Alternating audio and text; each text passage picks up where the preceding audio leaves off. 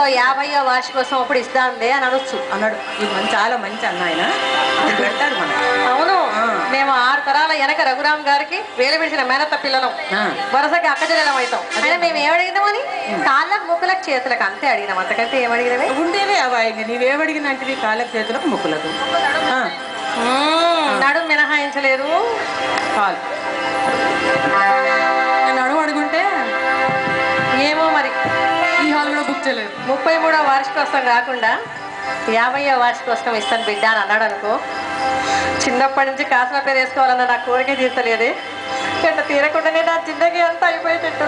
అయ్యో ఏం కాదు, ఈ మధ్య ఆర్టిఫిషియల్ మేము మస్తు చేస్తున్నాను.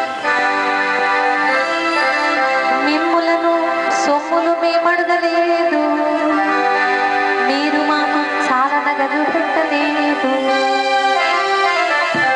మిమ్ములను సొమ్ములు మేమడగలేదు, మీరు మాకు చాలా నగదు పెట్టలేదు.